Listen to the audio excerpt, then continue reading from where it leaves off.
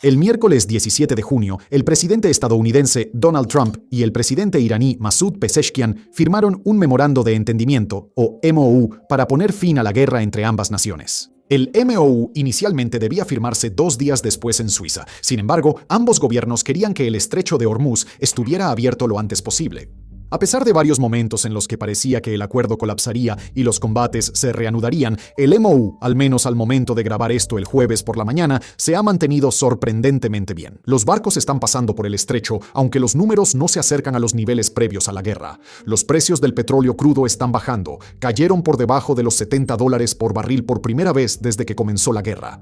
Y los estados del Golfo ya están planificando un mundo de posguerra. Hay un verdadero sentimiento de optimismo en muchos sectores de que la guerra ha terminado, y con ella lo peor de los efectos económicos. Pero no todos están contentos con el acuerdo y las negociaciones en curso. Los críticos más ruidosos y públicos hasta ahora han sido Israel, donde el 55% del país lo ve como algo negativo y el 92% cree que Irán ganó la guerra. Dadas estas cifras, uno esperaría que Irán estuviera extremadamente satisfecho con el acuerdo que obtuvo, y sin embargo, hay quienes dentro de Irán que absolutamente desprecian este acuerdo, llegando incluso a llamar traidores a los negociadores.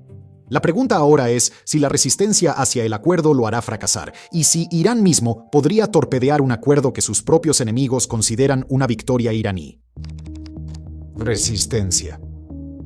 Ahora, inmediatamente después de que se anunciara el acuerdo, multitudes se reunieron en Teherán pidiendo la muerte de los principales negociadores, el ministro de Relaciones Exteriores Abbas Araghchi y el presidente del Parlamento iraní, Mohammad Bagher Ghalibaf.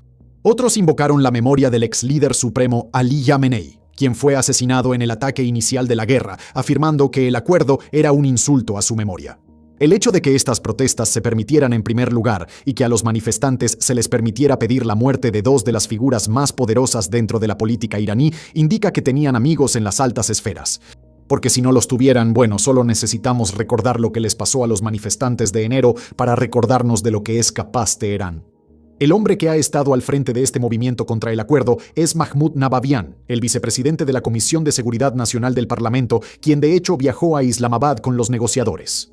Antes de que el texto completo del memorando de entendimiento se hiciera público, Navabian le dijo a una multitud que el acuerdo convertiría a la República Islámica en una colonia de Estados Unidos y abriría el estrecho de Hormuz incluso a Israel. Aunque esto obviamente no es cierto, solo lo sabemos porque el memorando de entendimiento está disponible públicamente. En ese momento no lo estaba, y este es el tipo de declaración incendiaria que fácilmente puede alterar a la gente, especialmente durante una guerra con 2 de los mayores adversarios de la nación. Navabian aparecería más tarde en una entrevista televisada leyendo lo que afirmaba era correspondencia clasificada del nuevo líder supremo de la nación, Mojtaba Khamenei, en la que Khamenei afirmaba que el equipo negociador estaba yendo más allá de su mandato. Aunque no se pudo confirmar la veracidad de la correspondencia, el hecho de que la entrevista fuera abruptamente interrumpida mientras Navabian aún hablaba y que las imágenes de archivo fueran eliminadas en menos de 1 hora indica que al menos parte de ello era lo suficientemente cierto como para incomodar a figuras importantes en Teherán. Navabian estaba haciendo todo esto para socavar el acuerdo. Al afirmar que era mucho más favorable para Washington y Jerusalén antes de que se revelaran los términos completos, estaba envenenando el terreno para que el público iraní ya sospechara de cualquier cosa que saliera a la luz. Y al leer la correspondencia clasificada en vivo al aire, estaba tratando de usar las propias palabras del líder supremo para socavar la credibilidad del equipo negociador. Y aunque es difícil medir la efectividad de su estrategia, debido a lo estrictamente que Teherán controla cualquier información que sale, el hecho de que estemos haciendo este video significa que al menos fue lo suficientemente efectiva como para que el resto del mundo comenzara a notar estas divisiones. Porque aunque Navabian es la figura principal detrás de este impulso, no es el único. El diputado radical Amir Hossein Sabati comparó el memorando de entendimiento con el JCPOA y el Tratado de Turkmenchai, un tratado de 1828 entre Rusia y los Qajar. Irán, que vio a Irán ceder territorio y pagar 20 millones de rublos de plata como indemnización, una suma que hoy vale miles de millones de dólares. En Irán, este tratado suele usarse como sinónimo de una gran humillación nacional.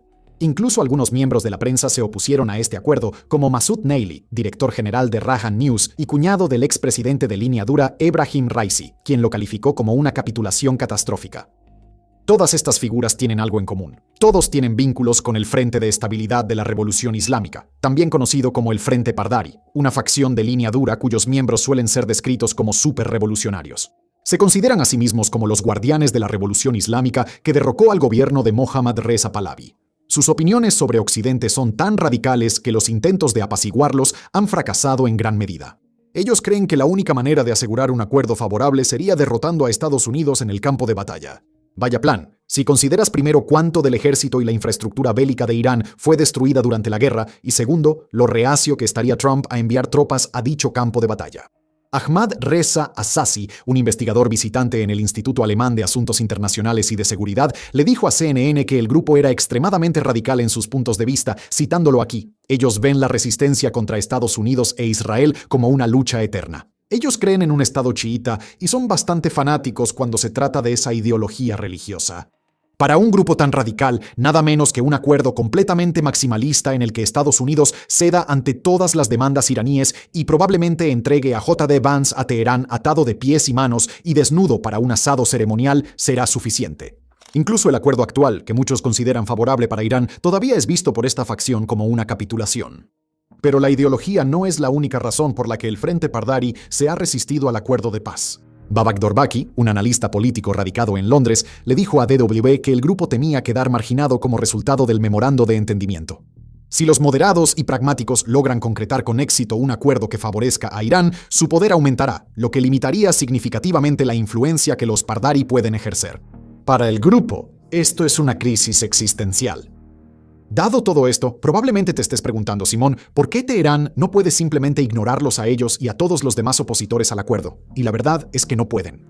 Aunque el gobierno iraní suele ser retratado como una estructura monolítica que puede aplastar la disidencia sin piedad, la verdad es que está altamente dividido en facciones, con cada grupo compitiendo por el poder.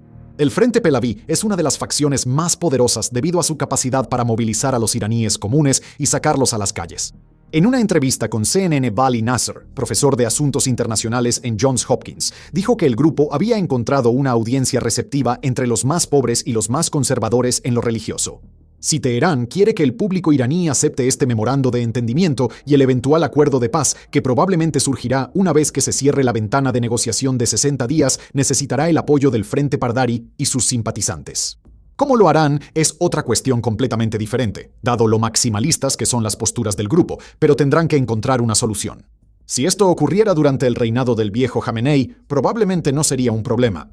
Él era un experto en navegar las complejas relaciones entre las distintas facciones y tenía suficiente poder propio para hacer que retrocedieran. Sin embargo, el joven Jamenei, que no ha sido visto públicamente desde el inicio de la guerra y de quien se cree ampliamente que resultó herido en el ataque con misiles que mató a su padre, no tiene eso. Se ha visto obligado a gobernar a través de intermediarios, y aunque esto ha sido efectivo para mantenerlo a salvo de ataques posteriores, también ha creado un vacío de liderazgo lo suficientemente grande como para que problemas que antes se resolvían internamente hayan salido al dominio público.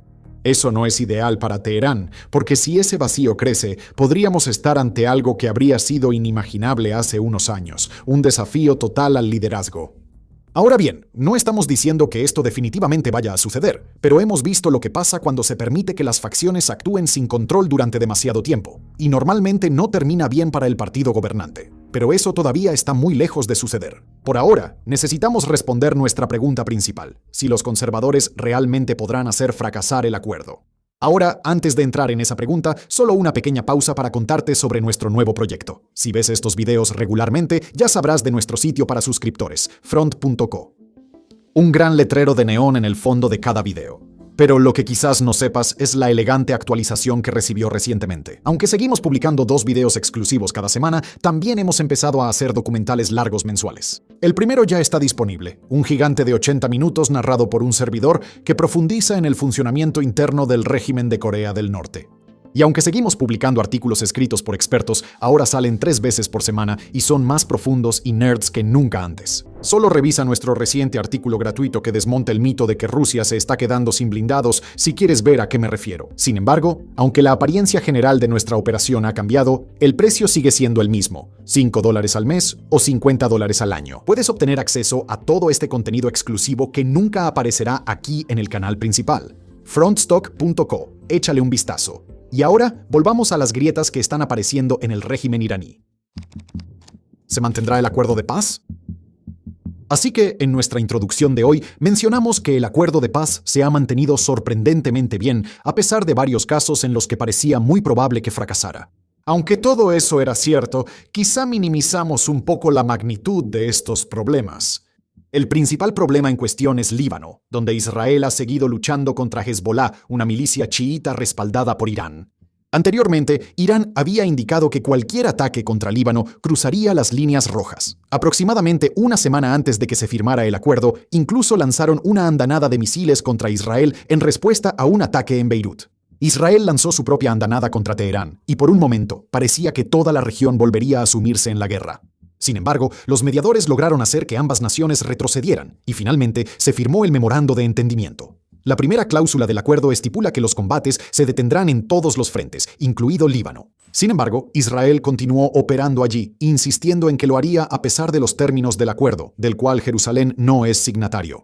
Pero Israel finalmente cedió ante la presión estadounidense y aceptó reunirse con funcionarios libaneses para conversaciones de paz en Washington, mientras las fuerzas de defensa de Israel seguían ocupando vastas extensiones de tierra en el sur de Líbano. Si estas conversaciones resultan en un acuerdo significativo entre Jerusalén y Beirut, solo el tiempo lo dirá, pero el hecho de que siquiera estén ocurriendo es un testimonio de cuánto Washington quiere lograr un acuerdo con Irán.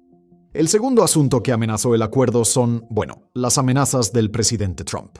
Después de que Israel intensificó sus ataques en Líbano, el cuerpo de la Guardia Revolucionaria Islámica de Irán, la CGRI, respondió volviendo a imponer restricciones en el estrecho de Hormuz, argumentando que Estados Unidos no había cumplido con su parte del trato. Esto enfureció a Trump. En Truth Social, escribió que si Irán no impedía que Hezbollah lanzara ataques, Teherán sería bombardeado mucho más fuerte que durante la guerra, lo cual es mucho decir considerando la magnitud de los ataques. En una entrevista posterior en Fox News, amenazó con tomar el control del estrecho y secuestrar o matar a los negociadores, diciendo, y cito aquí, si lo cierras, no tendrás país. Ni siquiera regresarás a tu maldito país. Fin de la cita. Las acciones de Trump fueron una contravención directa de la primera cláusula del acuerdo, que dice que ambas partes se abstendrán de emitir amenazas una contra la otra. La delegación iraní no se quedó callada ante esto. Se retiró de las negociaciones en Suiza, presentó una queja formal ante los mediadores y exigió una disculpa. Los iraníes eventualmente regresarían a la mesa de negociaciones sin una disculpa del presidente Trump. Sorpresa, ya que él es muy reacio a disculparse con sus aliados y mucho menos con sus adversarios. Y dado su evidente placer al lanzar amenazas, probablemente podemos asumir que esta no será la última vez que una publicación enojada en Truth Social casi arruina el acuerdo.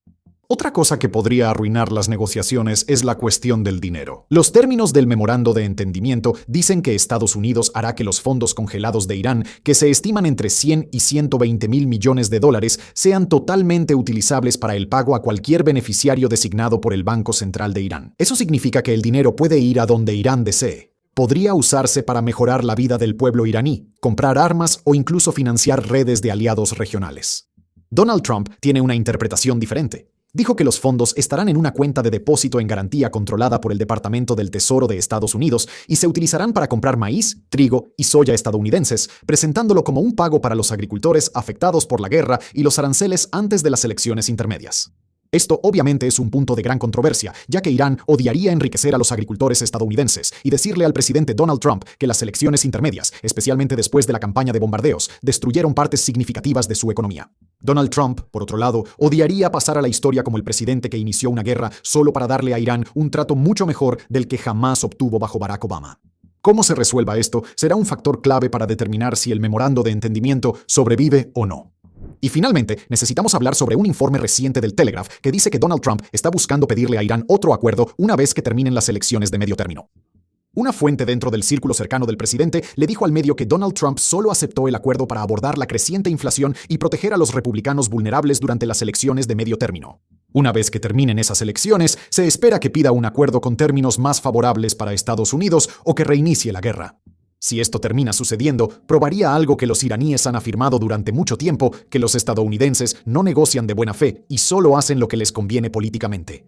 Ahora, debemos dejar claro que esto no está garantizado, pero los iraníes tienen razones para preocuparse. Trump ha usado 2 veces las negociaciones para adormecer a los iraníes y darles una falsa sensación de seguridad antes de lanzar ataques. Y solo hay que ver su historial a lo largo de toda su carrera. Cumplir su palabra nunca ha sido algo en lo que Trump sea particularmente bueno. Elegimos resaltar todo esto porque son los mismos temas que los sectores de línea dura están planteando en sus intentos de hundir el acuerdo. Quieren pintar a Estados Unidos como un socio de negociación poco confiable que no puede controlar a Israel, que amenaza abiertamente a los negociadores del país con el que se supone que debe negociar, y que solo está interesado en apoderarse del dinero iraní para dárselo a los ciudadanos estadounidenses. Es un argumento que no pueden sostener sin la colaboración involuntaria de Washington y Jerusalén. Y si realmente termina hundiendo el acuerdo, también depende en gran medida de hasta dónde estén dispuestos a llegar los adversarios de Irán. Entonces, para responder la pregunta que hicimos al principio sobre si los radicales pueden hundir el acuerdo, la respuesta es depende. Por sí solos, no pueden. Como dijo Reza Aliani, un analista político radicado en París, ADW, los radicales son una minoría, incluso dentro de la minoría que gobierna Irán. Pero con la ayuda de Estados Unidos e Israel, sí pueden, lo que una vez más llevaría a la región de regreso a la guerra. Y finalmente, tenemos que discutir cómo podría ser Irán después de la guerra, las expectativas que tendrá el pueblo iraní para su gobierno y cómo la paz con Washington podría afectarlos.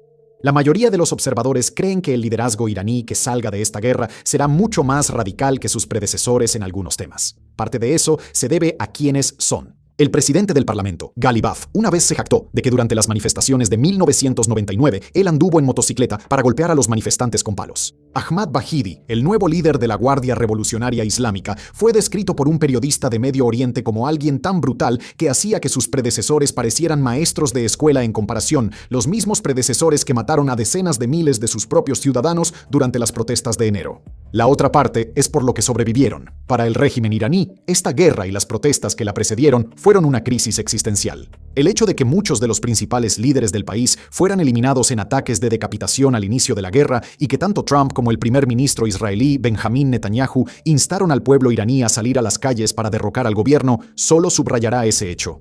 Teherán querrá hacer todo lo que esté en su poder para evitar que una situación como esta vuelva a ocurrir, y eso es algo en lo que tanto los radicales como los moderados pueden estar de acuerdo. Ya hemos visto señales tempranas de cómo será esto. Según un informe publicado por la agencia de noticias de activistas de derechos humanos con sede en Estados Unidos, conocida como RANA, al menos 127 personas han sido ejecutadas en Irán desde principios de junio y hay más ejecuciones programadas para los próximos días y meses.